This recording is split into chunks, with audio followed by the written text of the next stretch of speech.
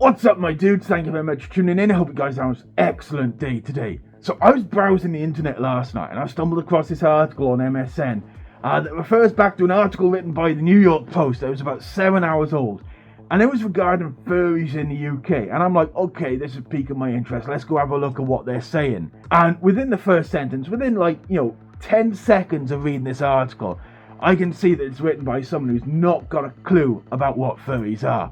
Because in the first sentence, not only do they talk about woke schools in the UK, but then they call the furry fandom a neo-gender.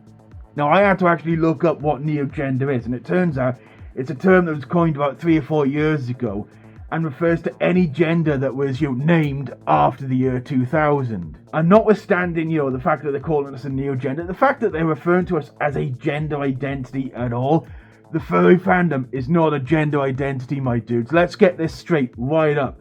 People don't identify as, foxes or cats or whatever in the furry fandom. They may call themselves furries, but I know that I am, a human being. If I identified as a fox, that would put me in the Therian camp, which, isn't furry. Furries are just fans of anthropomorphic animals. That is the definition of a furry. If you were a furry, you were a fan of anthropomorphic art or fursuits or whatever. Things like Robin Hood, Zootopia, Lion King, that kind of stuff. It is straight up not a gender identity. So the fact that this article is calling us a neo-gender, what the hell's that all about, my dudes? I can tell you what that's about. It's because they're using buzzwords like woke and neo-gender that they know are going to enrage a certain subsect of the population out there who are already predisposed, have already got these preconceptions in their head about this whole furry thing. And they know it's going to really piss them off and wind them up and get a reaction out of them, which is what this journalist wants. This journalist clearly has got no idea what furries actually are. And they're just going for the clicks. They're going for the drama, my dudes. We joke about there being a lot of drama llamas in the furry fandom. But nah, dude, the journalist, he is blatantly just a drama llama trying to stir up stuff and get a whole bunch of people getting their pitchforks out and winding them up. You can see it's kind of working. These people are believing anything they read on the internet or, someone says to them down the shop. A good example is that bloody Oklahoma dickhead, J.J. Humphrey or whatever his name was. The Senate representative who proposed that bill where you'd get animal control to come and take away furries from school because someone told him there was cat litter in school boxes. Like, bullshit, my dude. You're listening to hearsay and thinking it's fact. I'd like to mention that originates from the fact that some schools had cat litter in school, so if there was a school shooting and there was a lockdown, students had somewhere to go to the toilet. But hey, let's forget about your wacky gun laws in your country and blame it on the fucking furries, because why the hell not? And now you got gullible mums and dads and fucking senators in America whinging about furries and be like, oh, they're using cat litter in the toilets in my school. And it's like, where? Where's the evidence? Have you guys actually got any evidence? Because as far as I know, it's always he said, she said, and no one can actually point down where it's actually happened. Because newsflash, dumbasses, it hasn't. But hey, I'm going off on a goddamn tangent here. Back to the whole neo-gender thing. Like I said, it's a term used to describe any gender that was originally described or named after the year 2000.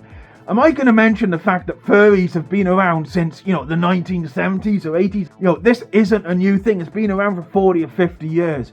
So first up, calling us a neo-gender, you're using the term wrong. We've been around since before 2000. It's like, how can an article be so damn wrong in the first sentence alone? And it goes on to talk about kids identifying as cats and horses and moons. And it's like, bruh, moons? Even if someone does identify as a moon, that's not even the furry fandom, dude. That's like, some otherkin shit. What the hell has moons got to do with furries? In fact, I'm not even going to bother reading the rest of the article out because it's absolute damn garbage. Like I said, the furry fandom is not a gender identity.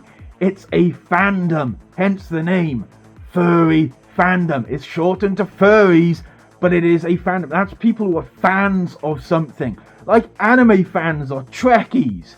And just like them, we have meetups and conventions and that kind of stuff. And some of us dress up in wacky costumes, just like anime fans and Trekkies. You go to any anime or Trek convention, you will see people dressed up as their favourite anime waifu or fucking Captain Picard or some bullshit.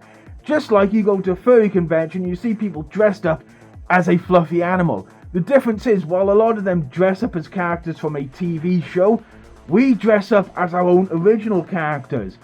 It's not a gender identity though, it's a character, a persona. That means a persona that's furry. And as much as we may love our personas and, identify with them, we all know that we're human, we're not animals. We know we're not animals. Furries are not, crawling around on all fours and eating from cat balls or whatever. And anyone who really does is some kinky fucker, and that's nothing to do with the furry fandom either. We're literally just fans of anthropomorphic media. That's it. No different from anime fans or Trekkies or any other bloody hell. You want a good example of a comparison? Bloody football fans in America. Sports fans. You guys spend a whole bunch of money getting all the kit to dress up in your team outfit because you're a fan of that team.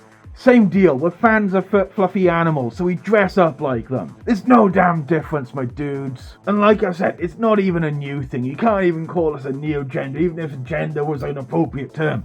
Because we've been around since the damned 80s, my dudes. It's nothing new. This thing has been going on for decades. So screaming, oh, we didn't have this in my day. You did have this. It was just smaller, okay? Like everything else, the furry fandom has grown in the last 40 years.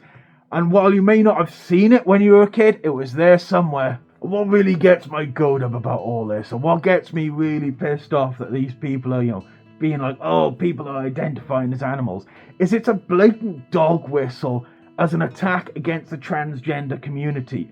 That's all this really is. They're trying to equate the weirdness of the furry fandom as, somehow related to people being transgender. They're like, well, if these people are identifying as, cats and dogs or whatever, and these people are identifying as a different gender than what they were born with, clearly it's all kind of weird, and they're trying to equate, the kind of weirdness that comes with the furry fandom to transgender people, to try and, tar them with the same kind of brush and make out the transgender people are somehow weird. It's like, bro, get a damn grip of yourself, my dude. And they're trying to build up the rage against one thing and spread it out over the whole of both and try and get people pissed off and trying to get people hating on both under the pretense of, oh, this is new and it's corrupting our children, while at the same time having no clue how either of these things work. So yeah, I've got a favour of all y'all watching this. Next time you see someone in the comment section somewhere or posting a link to an article about furries and it's blatant bullshit and blatant dog whistling against the transgender community, and they've clearly got no clue what furries are, or if you just see a bunch of people talking on fucking Facebook about the cat litter bullshit, drop this video in the responses. Let them watch this video and understand what furries are really about. It's not some gender identity or anything.